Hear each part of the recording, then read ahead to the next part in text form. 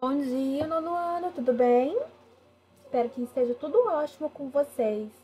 Hoje, quarta-feira, dia 12 de agosto de 2020, já estamos aí no segundo semestre do ano. Falar de deles daqui a pouco já é Natal, né? Mas, né, entre esse estalar de dedo até o Natal, nós ainda temos coisa para fazer. E uma delas é corrigir os exercícios que foram feitos na semana passada, tá? E dar continuidade, né, ao conteúdo que nós estamos estudando, que é a estruturação das palavras, como as palavras são formadas, né? Quais elementos compõem esse processo de formação, né, de palavras, tá? Então, no primeiro momento, nós estaremos corrigindo os exercícios da página 22 a 24.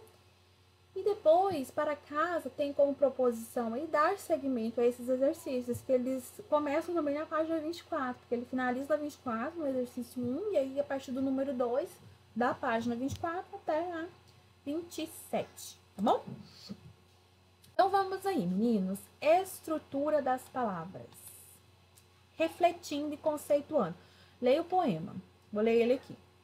Eu, quando olho nos olhos, sei quando uma pessoa está por dentro ou por fora, ou está por fora.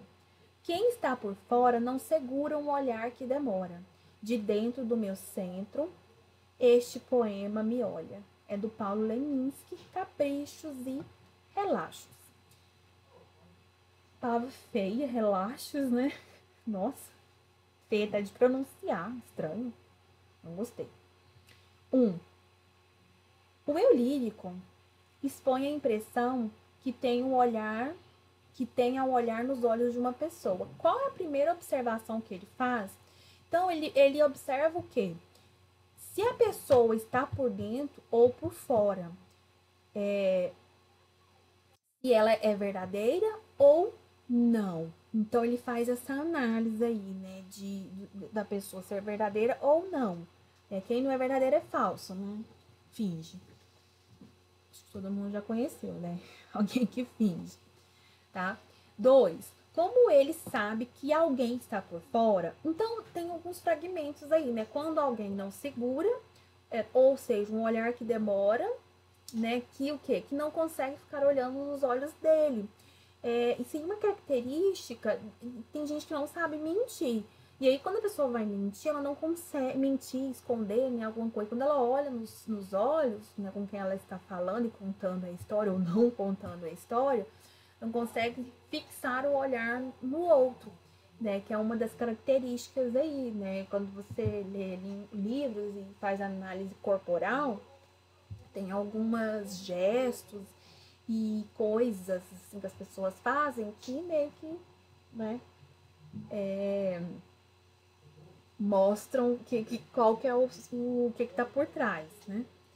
E o olhar é uma das coisas que a pessoa pode se entregar através do olhar. A 3, né? Você sabe identificar por meio de um olhar uma pessoa se ela está observando? Explica, é uma resposta pessoal. Então, vai variar aí da percepção que vocês têm.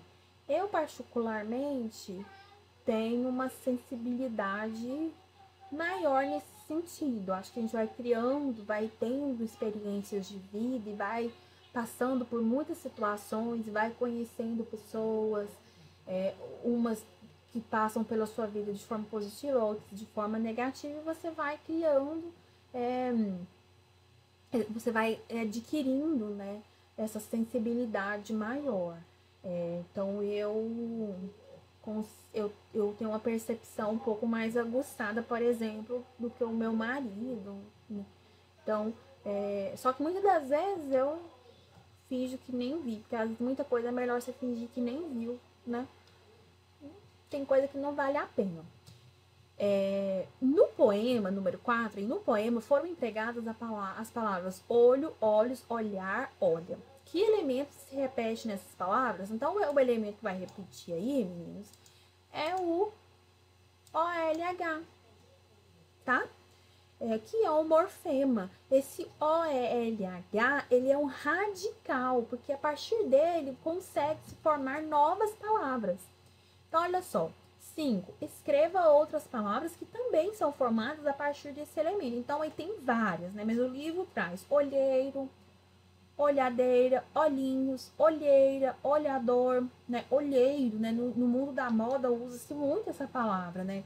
Fulana tá andando, por exemplo, Gisele Bündchen estava andando na rua, no shopping, sei lá, e passou um olheiro e a viu e levou pra agência e né, virou a história toda que vocês já conhecem. Então, é muito usada essa palavra aí no mundo da moda. Aqui seguem as explicações que eu já falei com vocês na aula passada, tá? Aqui, opa, eu apertei, o meu mouse tem vida, ele continua tendo vida. 1. Leia a tirinha. 1 minuto, seu ralo será desentupido. Croc, croc, croc. Eu cheguei primeiro, Aline. Letra A. No primeiro quadrinho é apresentada uma situação cotidiana. Que situação é essa? Então, a situação que aparece aí. O que é cotidiano? É algo. Então, meninos, quando se fala aí em cotidiano, são situações do dia a dia, né? Então, nesse caso aí, é um ralo entupido, né? Banheiro entupido, pia entupida. Isso acontece todo dia, toda hora, nos diversos lares por aí. No primeiro quadrinho, na letra A, no primeiro quadrinho é apresentada uma situação cotidiana. Que situação é essa? Um encanador é chamado para quê? Para desentupir o ralo de uma casa. O ralo entupiu. B. Explique o que causa humor nessa tirinha. Qual que é o humor aí? Quando ele tenta desentupir esse ralo, sai um rato lutando com o desentupidor. Né? E aí é confundido aí com um alienígena, né? Com um ser não pertencente ao planeta Terra. C. Qual é o radical da palavra desentupido? O radical, meninos, ou é o entupir, né? Que vem de entupir. D. Como é classificado o morfema des? Explique. Tudo que vem no início é chamado de prefixo. Então, o morfema que vem no início aí, né, do entupe, é um prefixo, é um afixo, né, que são as partículas que nós colocamos aí para formar novas palavras, e essa partícula vem aí no final, esse morfema vem aí no finalzinho, ou desculpa, vem no início, né, então ele é um prefixo. E esse morfema altera o sentido da palavra? Sim. Porque se você fala entupido, tá entupido, tá lá, né, sem funcionar. Se você coloca o des, o prefixo des, desentupido, dá a versão contrária, ou seja, não tá mais entupido. Então, tá funcionando o quê? Normalmente, tá fluindo lá o ralinho. 2. Leia a primeira estrofe de um poema. Aí, aqui nesse número 2, já é a proposição de exercícios que vocês estarão fazendo agora para essa semana, que é sequência de todo esse conteúdo que vimos na aula passada, que corrigimos agora e que tem aqui no livro e que tem no vídeo também da semana passada, né? O vídeo da semana passada foi puramente teórico, né? Foi só a explicação desse conteúdo. Então, esses exercícios aqui começam aqui na página 24, no número 2, vai até a 27, ele continua com esse mesmo conteúdo de formação de palavras, tá? Ele vai até aqui, ó. Até a 27.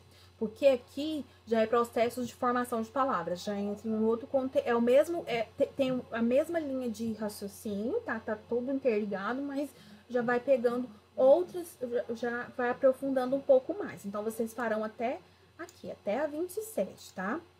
Para essa semana. E semana que vem nós estaremos corrigindo e falando sobre isso também durante a nossa live, tá? Porque eu quero mostrar algumas coisas para vocês, mas eu quero ouvir de vocês também, tá? E aí é possível durante as lives, porque aqui, né, só eu falo, não consigo ouvi-los. Tá bom, meninos?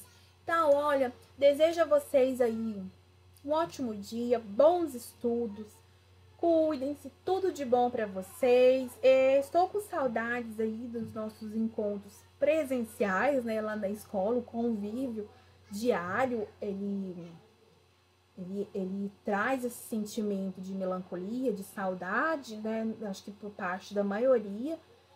E vamos ter fé que daqui a pouco as coisas estarão, né, normais novamente, né, estaremos com muita perseverança, fé e compromisso lá, né, no nosso convívio presencial, né, que é bem mais legal do que aqui. Mas aqui também é legal, tá funcionando, porque vocês têm compromisso. Então, sempre elogio, sempre falo que tem dado certo por conta do comprometimento de vocês, alunos, e de vocês agora em específico do 9º ano que eu estou falando, tá? Beijo pra vocês estão de parabéns. Até a próxima aula. Tchau, tchau.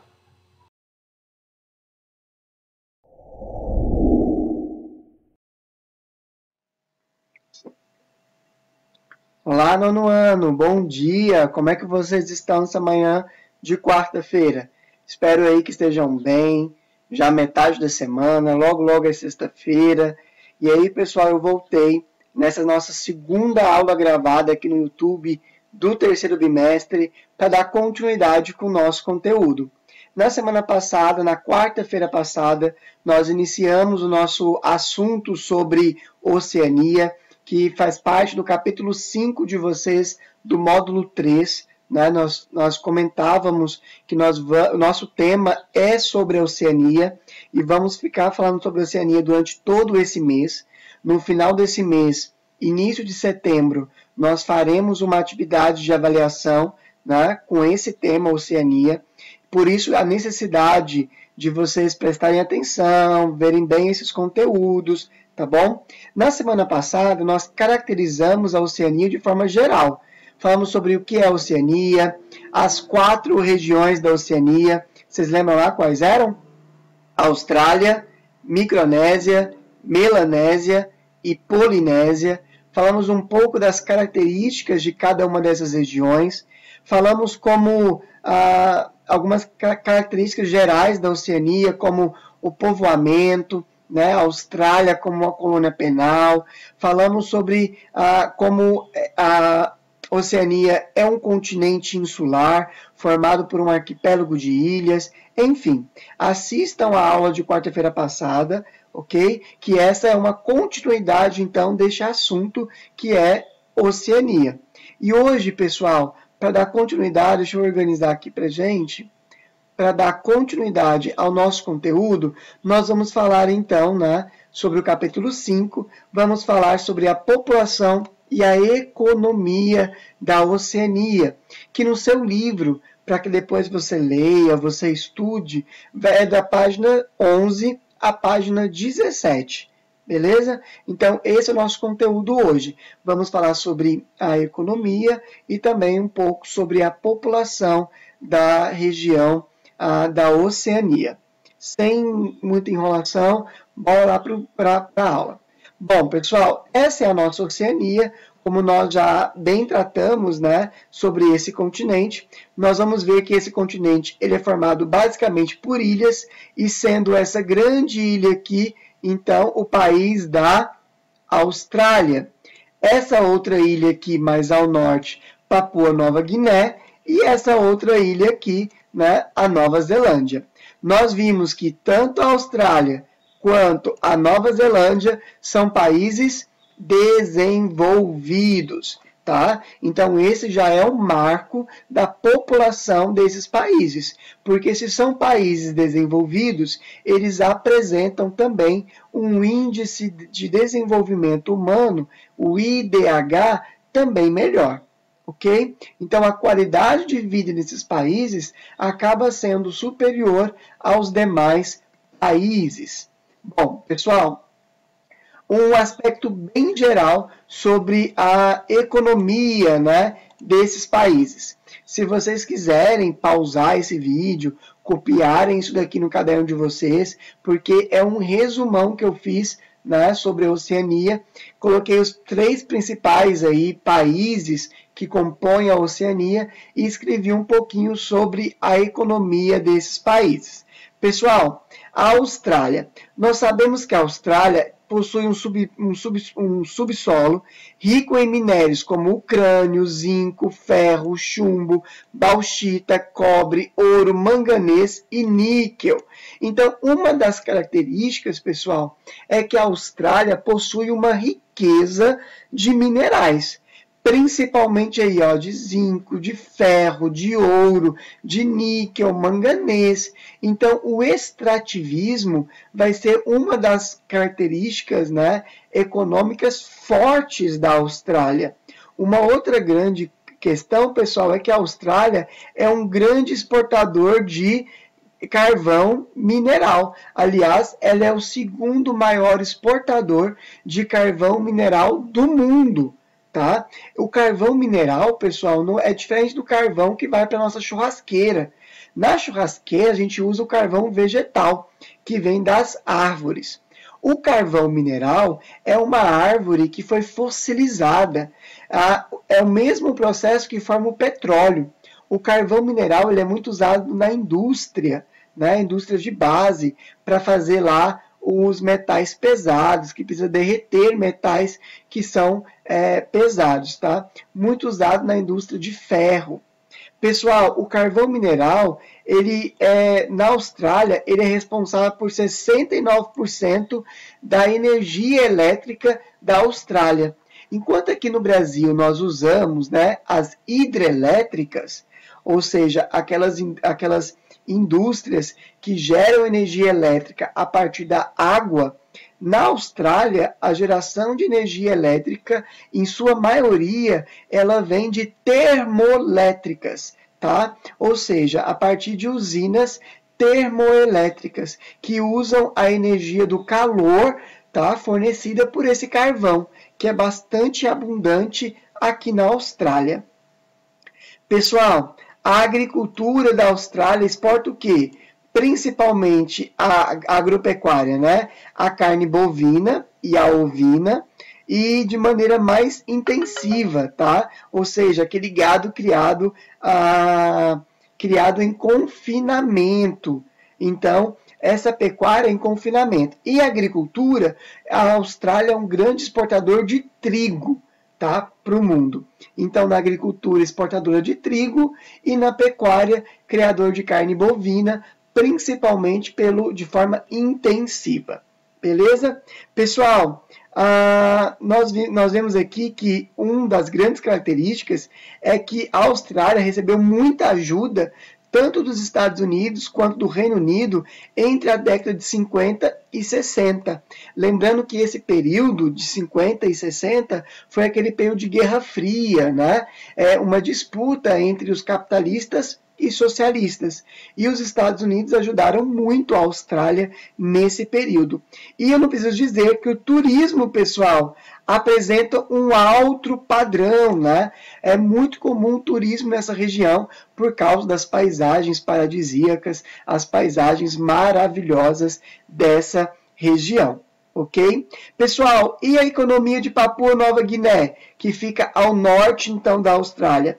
Papua Nova Guiné, pessoal, é rica em petróleo, em gás, em cobre e em ouro. E ela exporta principalmente para a Austrália e também para o Japão, exatamente por causa da proximidade desses dois países. A agricultura, pessoal, é basicamente uma agricultura de subsistência, ou seja, é uma agricultura familiar, de pequeno porte, para atender ao mercado interno desse próprio país, ok? As pessoas, pessoal, de Papua Nova Guiné, elas sobrevivem da agricultura de subsistência, da pesca e do turismo de luxo, já que nesse país também há paisagens aí, né, maravilhosas. Eu separei algumas imagens depois para mostrar para vocês. E sobre a Nova Zelândia, pessoal, esse outro país que, como a Austrália, também é um país desenvolvido. A Nova Zelândia, ela é rica em ferro, em ouro e em carvão, né? Nos últimos 20 anos, pessoal, ela reduziu, né, a questão agrária, lembrando que a Nova Zelândia apresenta um terreno muito íngreme, o que não favorece muito a própria agricultura. Então, essa agricultura na Nova Zelândia, ela ocorre principalmente no litoral, né? E o que a Nova Zelândia, então, faz? Ela dinamizou muito a indústria, principalmente, pessoal, a indústria do setor secundário, né? A indústria ali de equipamentos que fornecem máquinas para outras indústrias. O que a Nova Zelândia ela exporta? Principalmente madeira, o trigo, assim como a Austrália, mas também muitos minérios, tá bom? Como nós vimos lá, o ouro, o carvão, o ferro, ok? A pecuária dela é muito parecida com a da Austrália, principalmente a de carne bovina, né? A carne de vaca, e também de forma intensiva.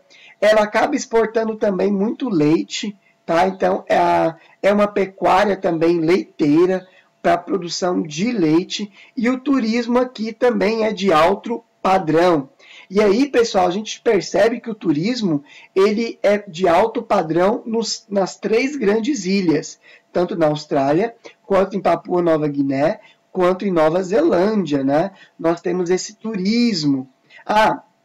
Nós temos aqui alguns problemas ambientais. Pessoal, quais são os problemas ambientais da Oceania? O de todo país capitalista. Exploração muito intensa dos recursos naturais de forma degradativa, né? A poluição do ar, né? Por conta de grandes usinas, indústrias termoelétricas. Então, a queima do carvão mineral gera muita poluição da atmosfera, poluição dos rios, e o próprio turismo, pessoal, nessa região acaba sendo um risco para os recifes, né, de corais, para os animais, para a fauna e para a flora dessa região. Aqui eu tenho algumas imagens, né, de degradação ambiental na Austrália. Poluição do ar, degradação das barreiras de corais, né, como eu disse aqui, que são maravilhosas, e a Austrália apresenta os recifes de corais mais ricos e de maior extensão do mundo, e as queimadas, né? Aqui, pessoal, os minérios, como eu disse, da Austrália, que podem ser encontrados, né? Então, aqui estão os minérios, e esse mapa mostra bem onde eles podem ser encontrados. Lembrando que a Austrália apresenta uma riqueza mineral muito grande, bastante extensa, né? Esse é o mapa político da Austrália. Nós já vimos que ela pode ser dividida aí em 4 regiões. Pessoal, isso aqui é interessante sobre a população, né? Nós vemos aqui a população, nesse primeiro gráfico, a população da Oceania, né? Então, aqui nós temos a população da Oceania. Nós vemos, pessoal, que a Austrália, sozinha, ela tem 90% de toda a população da Austrália. A Papua Nova Guiné tem 6,2% dessa população, e aqui nós temos Nova Zelândia com 3,2% dessa população, tá bom? Pessoal, e os países aqui mais populosos, né? E aí a gente tem então a Austrália, concentrando aí 63%, aí nós temos aqui Papua Nova Guiné, depois Nova Zelândia, e aí por fim os demais países 5,6%, tá bom? De população. Pessoal, países independentes, nós temos aqui a lista deles mais ou menos, e mostra para a gente ver um pouco da população. A Austrália aí com mais de 20 milhões, Papua Nova Guiné com mais de 6 milhões e a Nova Zelândia com mais de 4 milhões. E depois, os demais países, nenhum atinge aí a faixa, né, de mais do que meio milhão. Então, pessoal, por isso que a gente dá sempre um destaque para a Austrália, Nova Zelândia e Papua Nova Guiné. Porque além de ter a maior extensão territorial, né, além deles serem os maiores países da Oceania, eles também são os mais populosos da Oceania. Beleza? Pessoal, a localização geográfica. Como nós vimos, por ser uma região de ilhas, está cercada por dois grandes oceanos, a Oceania apresenta paisagens belíssimas e por isso o turismo de alto padrão vai ser uma das fontes de renda, né, de grande parte desses países. Por isso o turismo nessa região é muito importante para a economia, tá? Então o turismo se destaca aí, já que nessa região nós temos desde paisagens tropicais até paisagens temperadas, por causa do próprio relevo. Aqui eu trago, né, duas imagens aí para gente de Vanuatu, em Papua Nova Guiné, Tuvalu, em Nova Zelândia. Nós temos aí Nova Zelândia, Tuvalu e Fiji, né, que são 4 ilhas diferentes aí, com paisagens, como eu disse, belíssimas. Pessoal, é isso a nossa aula de hoje. Eu queria deixar para vocês uma atividade, tá bom? Estou postando essa atividade também lá no Google Classroom. Qual é a atividade, pessoal? É a atividade Homework, página 18. Nós já fizemos a atividade número 1, letra A e B. Até corrigimos essa atividade na sexta-feira, na nossa live.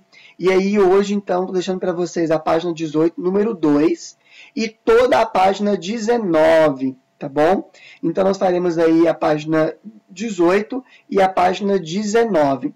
Pessoal, e não se esqueçam de fazer a atividade ainda hoje, não deixem para amanhã, tá bom? Nós vamos corrigir essas atividades na sexta-feira, então façam essa atividade antes da nossa live, ok? E postem lá no Google Classroom. Lembrem de tirar a foto e de subir, então, essa atividade para a plataforma do Google Classroom. Beleza? Pessoal, no mais, é isso. Queria desejar para vocês, então, uma boa atividade aí. Tenham um bom dia. E nós voltamos, então, a nos encontrar na sexta-feira que vem, na nossa live. No mais, pessoal, é isso. Abraço para vocês. Qualquer coisa, estou aqui. Só mandar mensagem. Tchau, tchau. Beijo.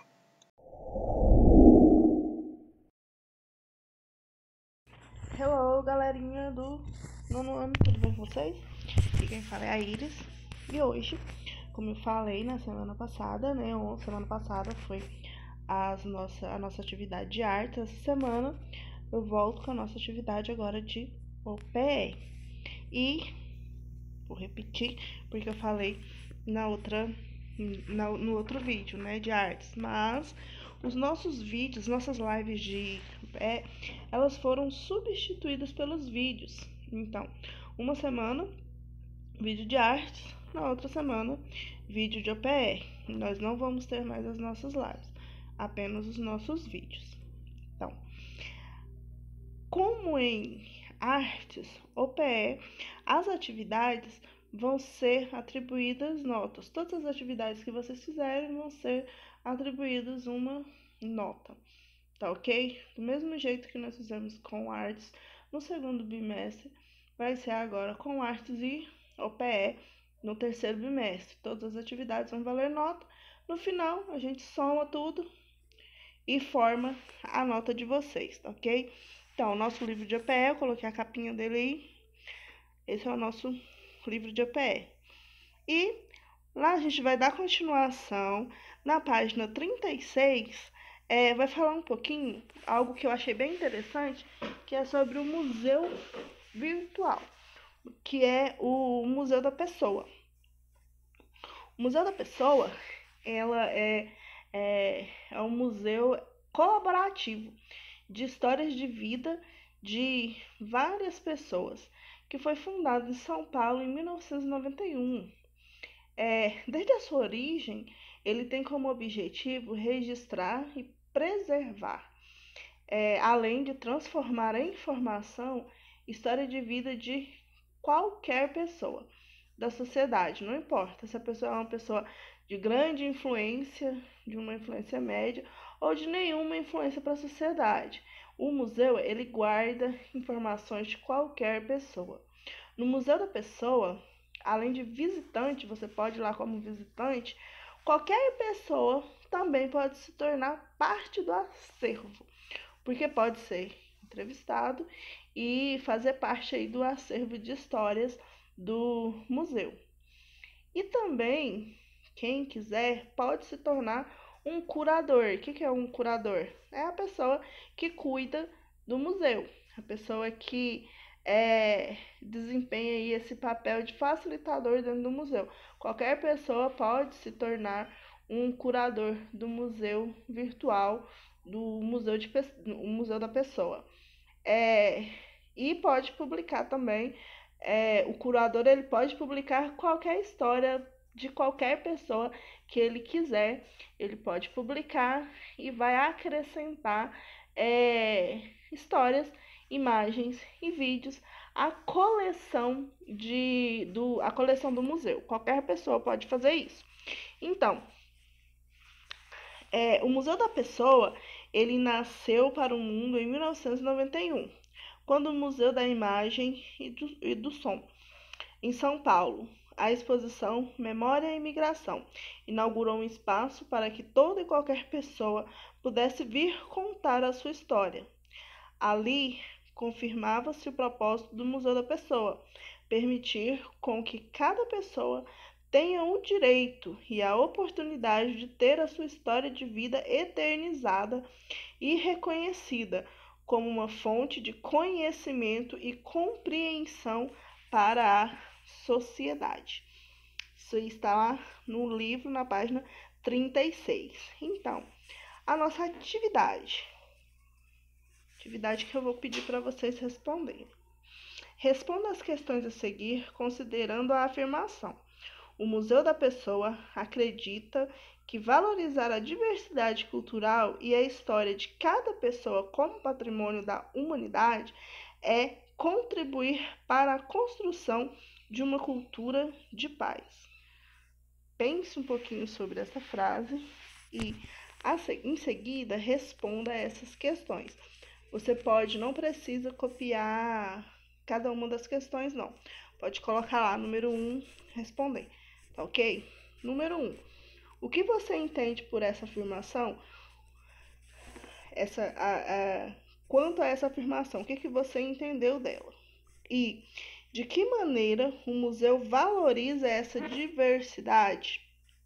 Número 2. Como a valorização da diversidade contribui para a construção de uma cultura de paz? Número 3. O Museu da Pessoa é um espaço aberto a receber a história de todos que queiram compartilhá-la. Caso fosse enviar a sua história de vida para lá, o que você contaria? Não precisa comentar com os colegas, escreva aí o que você contaria, como você gostaria de ser eternizado, como aquele aluno nota 10 que fazia tudo, como aquele aluno rabugento que não fazia nada. Então, como você gostaria que a sua história fosse contada? E aí, pode fazer numa folha de caderno, só escreve aí, identifica a página 36, 37, escreve número 1, número 2, número 3, não precisa copiar as perguntas não, só precisa responder. Responde cada uma das perguntas, tira uma foto da sua atividade, entra lá no Classroom. Com vocês eu não tenho esse problema, né? Vocês já estão acostumados a fazer esse processo. Todos os meus vídeos eu coloco esse passo a passo porque algumas salas ainda tem meio um pouco de dúvidas. Enquanto vocês não têm esse problema, mas como eu coloco em todos os vídeos, vou colocar no vídeo de vocês também. Depois entra lá na salinha do 9º ano, como todo mundo já sabe, sou indignada com essa foto, mas enfim, entra lá na sua sala. No tópico OPE, terceiro bimestre, Museu da Pessoa, você vai postar essa sua atividade. Bonitinho. Se, por acaso, lá na sala, você não estiver com seu nome, tiver no nome do seu pai ou da sua mãe, ou se você tiver com algum apelido, por favor, se identifique, porque cada uma dessas atividades vai valer nota. Então, eu preciso saber de quem é a atividade para poder atribuir a nota à pessoa que é de direito, ok? Belezinha, pessoal? Então, é isso. que eu queria trazer para vocês um pouquinho sobre a história aí do Museu da Pessoa, que eu acho algo interessantíssimo. Depois a gente vai discutir um pouquinho sobre isso, sobre o porquê que surgiu essa necessidade, de onde veio essa necessidade de se ter um Museu da Pessoa. Então, próxima hora a gente discute sobre isso. E espero que vocês tenham entendido, espero que vocês tenham gostado de saber que você pode publicar a sua história, né? A sua história de vida pode ser publicada. Então, galera, é isso que eu tenho para vocês hoje. Até a próxima. Qualquer coisa, qualquer dúvida, podem me procurar, tá ok? Beijinhos.